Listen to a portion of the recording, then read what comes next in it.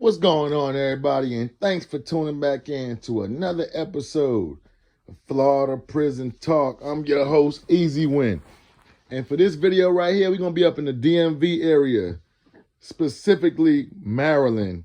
We up in the Baltimore County Detention Center.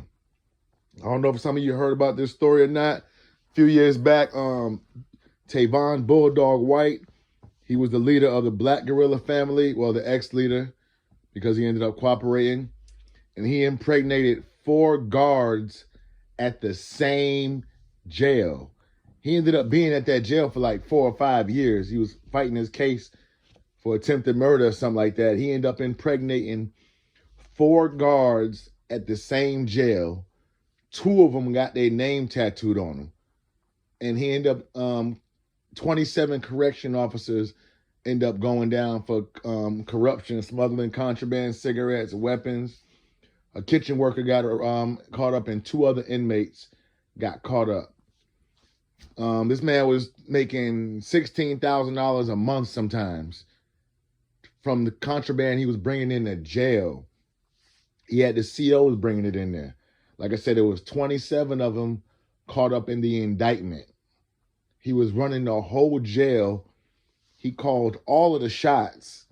As a matter of fact, the prosecution say that he made the jail safer because he said that it was a no stabbing policy amongst gangs. Straight fist fight, old school way. And people followed his rule. Like I said, he was one of the leaders of the BGF. And that's a pretty well-known gang. So they was doing everything he was telling them to do. The COs went to him before they made a move, locking out and all of that stuff. All of that going to trial, that all had to go through him. These are facts.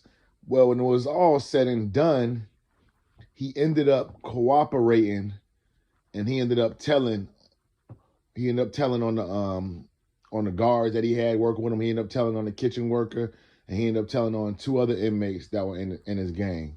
So he turned state's witness and testified. He was facing 20 years. I think they ended up giving him 12 years. But he was already serving a 20-year state sentence. So they ran his federal sentence concurrent. But he cooperated, and they took off 8 years, and he was a big help in the prosecution. But let me go into this article. That was just everything I remember off the top of my head. But let me go into this article right here. This is a very interesting story. And it's going to break it down how else he made the jail safer, even though it was still going down. A cabal of correction officers and members of the Blackguerillafamily gang enjoyed nearly free reign inside the Baltimore City Detention Center, federal authorities allege, smuggling drugs and cell phones into the jail and having sexual relationships that left 4 guards pregnant, 4 of them. An indictment unsealed Tuesday names 25 people, including 13 women that's working as correction officers, who face racketeering and drug charges. 20 of the accused also face money laundering charges. The ringleader of it all, Tavonne White, a 4-year inmate charged with attempted murder. He reportedly made $16,000 in 1 month off of the smuggled contraband in the jail alone. 4 correction officers, Jennifer Owens, Katera Stevenson, Shania Brooks, and Tiffany Linder, who are also facing charges, allegedly became impregnated by White since he's been in jail. Charging documents reveal Owens had Tavonne tattooed on her neck and Stevenson had Tavonne tattooed on her wrists. The Sun says the court documents accuse White of running a lucrative operation.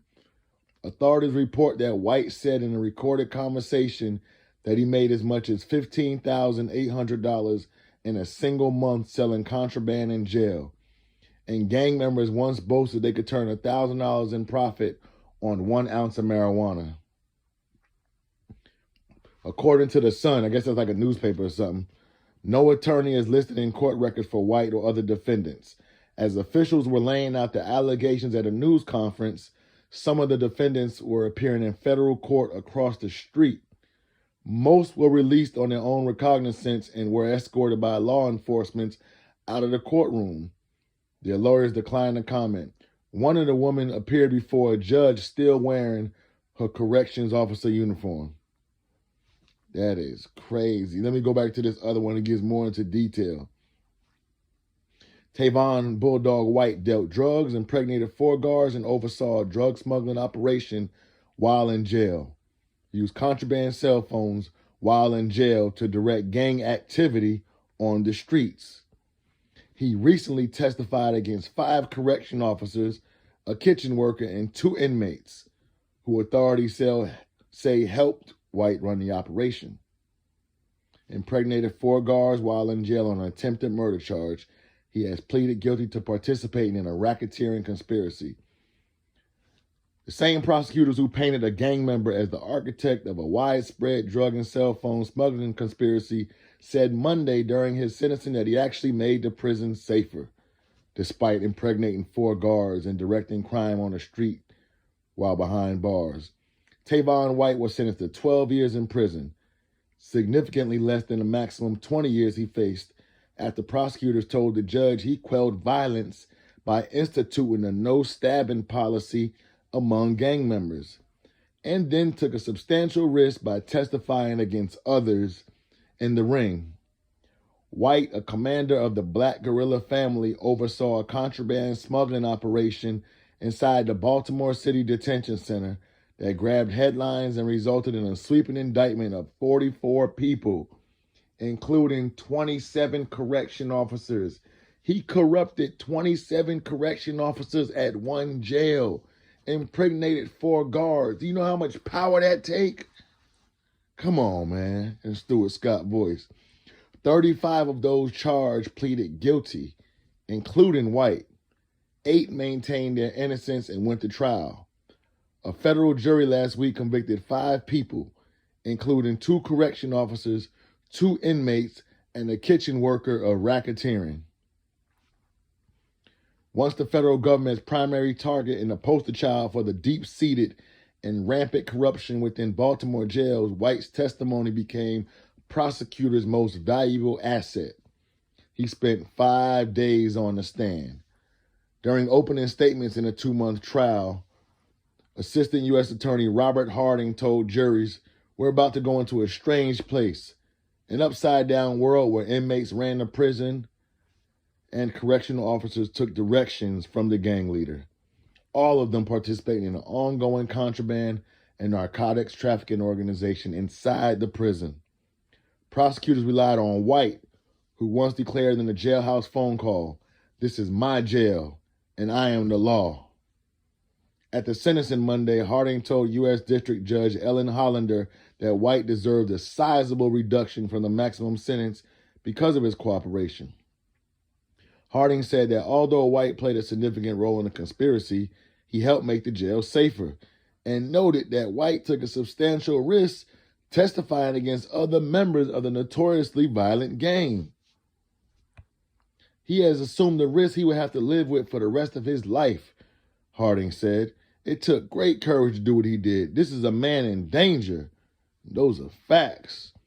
"He became a favorite of prison officials because he quelled violence," Harding continued. "He generally made conditions less violent than it would have been otherwise. The government thinks that in a way he was a positive influence at the Baltimore City Detention Center." He was a positive influence. According to the Baltimore Sun, federal judge Ellen Lipton praised White's courage for testifying.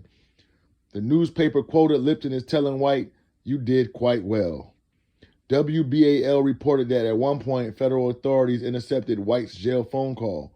White reportedly said on the phone, "This is my jail, you understand that? I make every final call in this jail.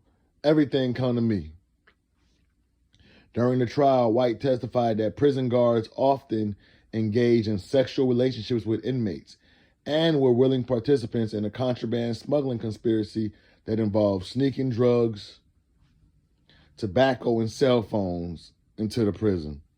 White, who impregnated 4 of the guards while in jail awaiting trial on an attempted murder charge, said he never forced the guard to participate. "I didn't have to," White testified. I have my children's mothers and plenty of other guards willing to do it for money. White's attorney, Gary Proctor, told Hollander on Monday that White is making an effort to turn his life around and has earned his GED while behind bars. Proctor added that even if White wanted to return to gang activity, his reputation as a cooperating witness in such a high-profile case would make that impossible. The agents, the marshals, they all like Mr. White. I bet they do, Proctor said. And who would make them take him back? Who would take him back? No one would sell drugs with them. It's not like the BGF would throw open their doors and say, hey, welcome back. Before handing up White's sentence, Hollander told White that his role in the systematic corruption at the jail eroded public confidence in the system, but added that he made attempts to make amends by coming forward and cooperating with prosecutors just days after he was charged.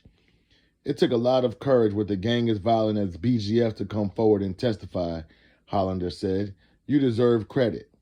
White is already serving a 20-year state sentence on an attempted murder charge. The federal sentence will be served concurrently. Proctor said Monday that the Federal Bureau of Prisons has not yet determined where White will serve his sentence. As White, handcuffed and clad in a tan jumpsuit, was escorted across the courtroom floor, Harding stood and patted the man on the back. Harding is the U.S. District Attorney. In return, White turned to the prosecutor and smiled. Wow. All right.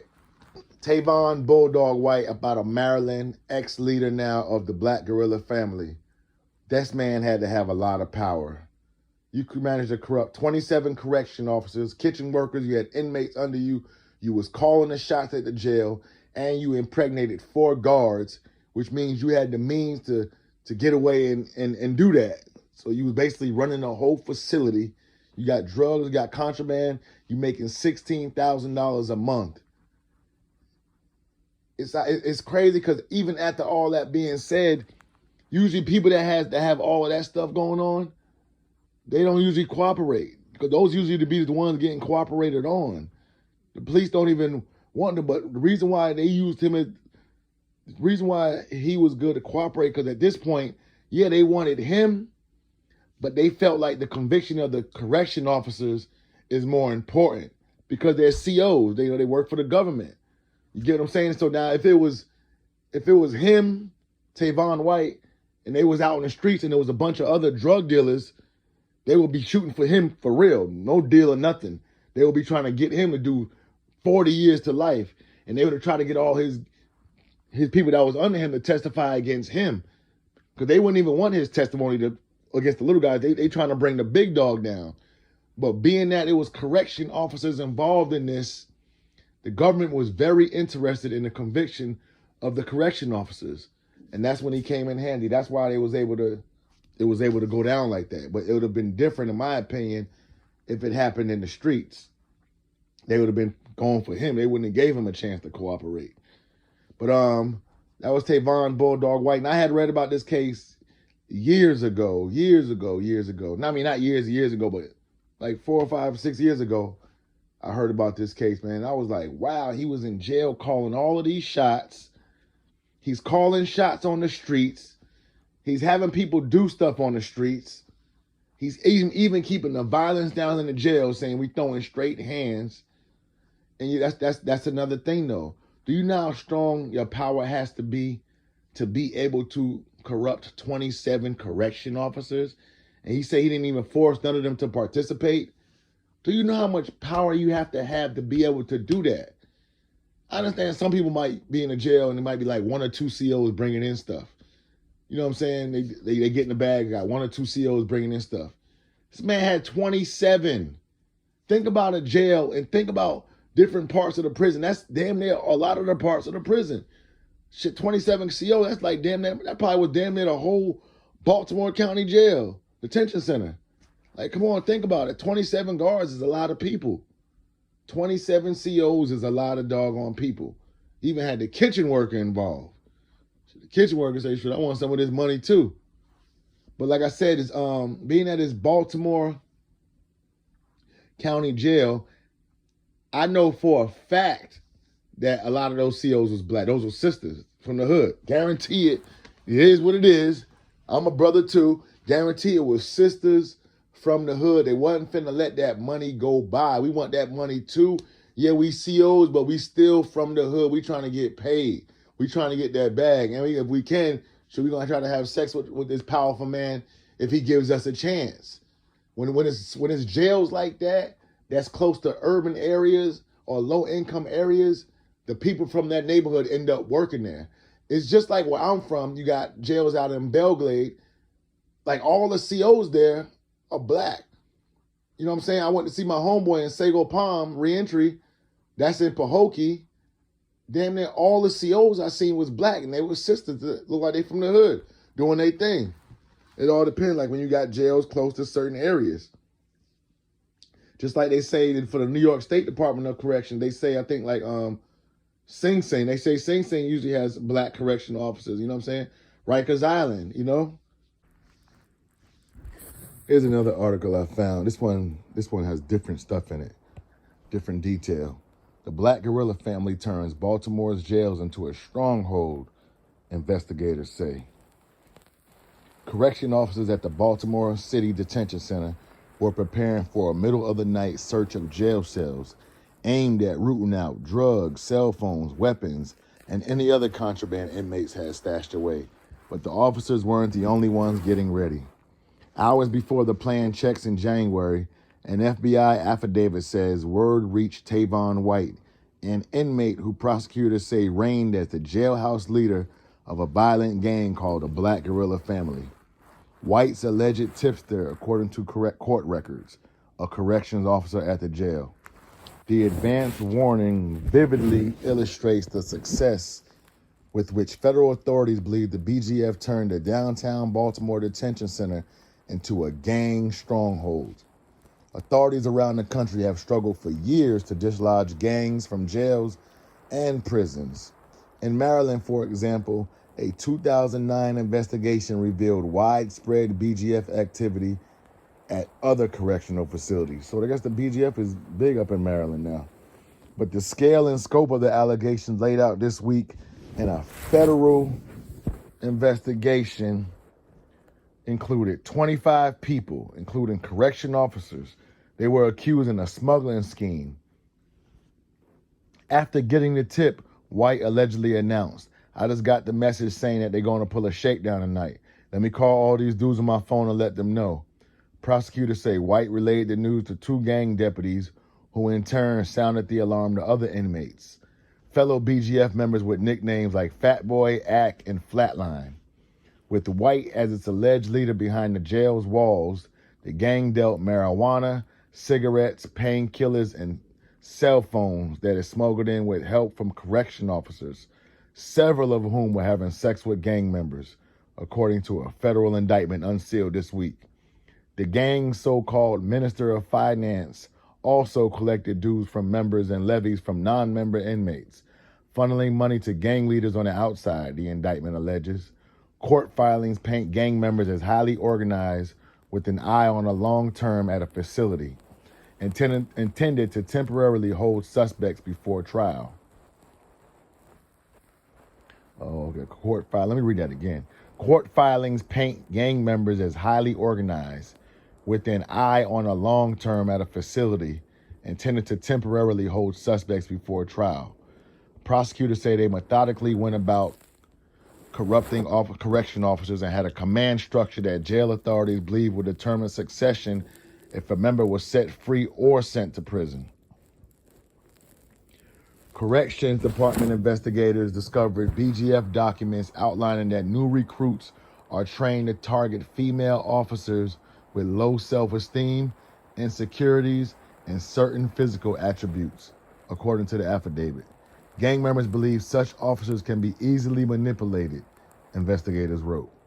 Previous federal investigations targeting the BGF suppressed the gang in Maryland prisons and on the streets, prosecutors say.